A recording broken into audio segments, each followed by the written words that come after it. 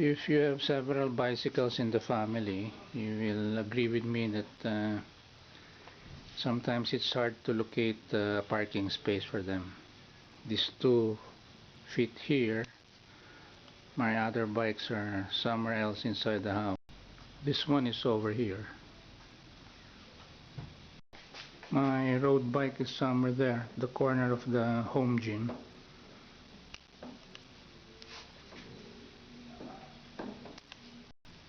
Some people store their bikes by hanging them near the ceiling. Sometimes they hang their bikes on the wall, but I don't like that method because you have to drill on the ceiling or the wall. Or sometimes they just use ordinary stands and then place their bikes side by side.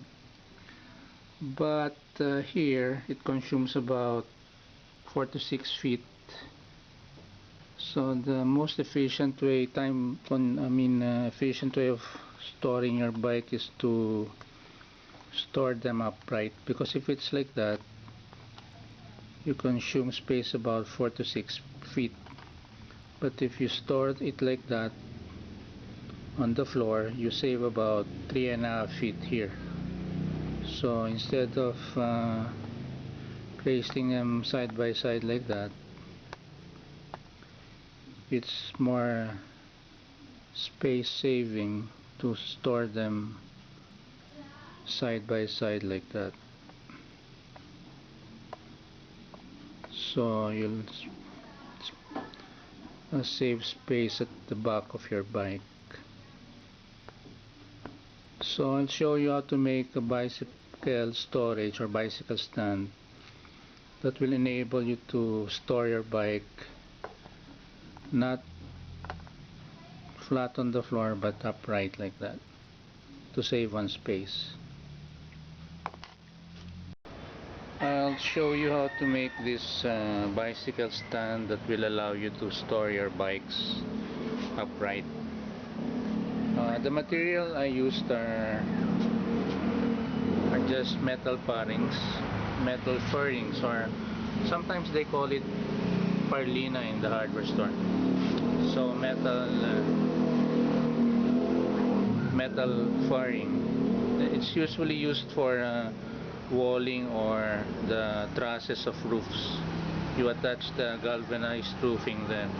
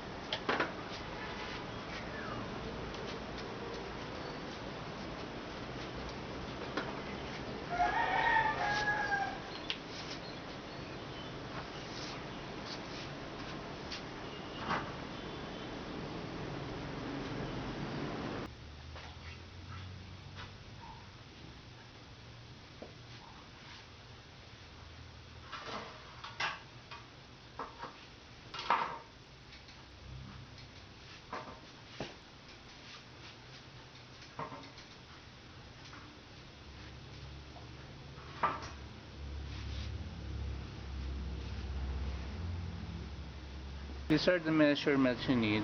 You need one metal furring 23 by 23.5 inches or 23.5 inches, this one.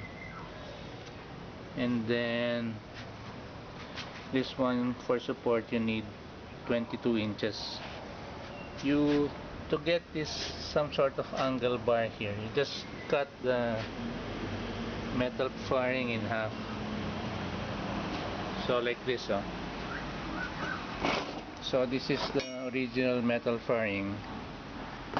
Just cut it in half, so you'll have you'll end up with some sort of angle bar like that. By the way, the original metal furring has this bend here, that one. So you remove it with your angle bar. So you'll end up with something like this. So no more bend like that. So just straight. You need the U-shape to serve as guide for your bicycle tires. Now if you don't have metal fairing, you can make use of scrap angle bars. Just weld this, butt weld them together, get the sizes you need, and so you'll also end up with the letter U. This one, letter U, just like here.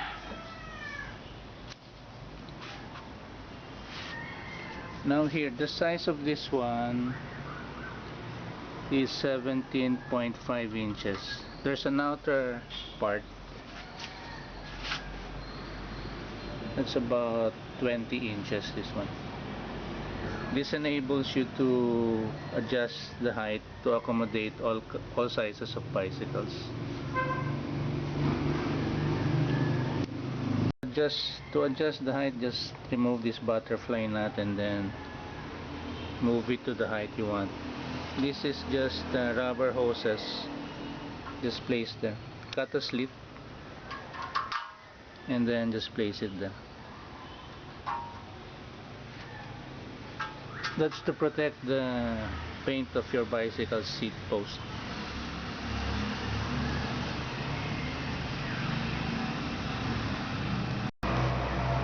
So to adjust the height, just remove the nut with butterfly nut, this one, and you can easily adjust the height. So again, this is about 17.5 inches, this is about 20 inches. Okay, so be sure to align the hose so that you won't have a problem inserting the nuts and bolt. Nut and butterfly nut. So you can adjust the height by just slipping the metal fairing that way. Now, so again, this is 23.5 inches. This is 22 inches. This is 17.5 inches. This is about 20 to 21 inches. So you just weld it this way. So you weld it that way here. After welding this portion, be sure to square it off with your square ruler. Okay, and then after welding that, you weld this portion under, so you'll have a support that way. And then drill 2 holes here and then put a piece of wood 2 by 2, because this portion has to be elevated by 2 inches. So like that. Put the wood there and then just get the height you want by putting this, and you're now ready to support your bike upright. By the way, if you don't know how to weld, you can attach those corners by means of nuts and bolts. So nuts and bolts here, there, and then attach this portion also by nuts and bolts. By the way, the holes for your adjustment screws will have to be placed at 1-inch intervals. Now the total height in its highest position is 30 inches, and then so you can accommodate bicycles with large diameter tires already. And then if you have smaller bikes, you can just lower this to accommodate the seat post when you turn your bicycle upright. So again, the total height is 30 inches, and then it's adjustable to any size bike.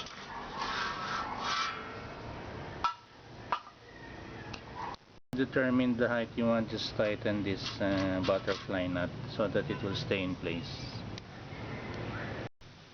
So to position your bike upright, just position your bike first where the front wheel is there, and then back up into the slot, and then lift your bike up and then rest the seat post there.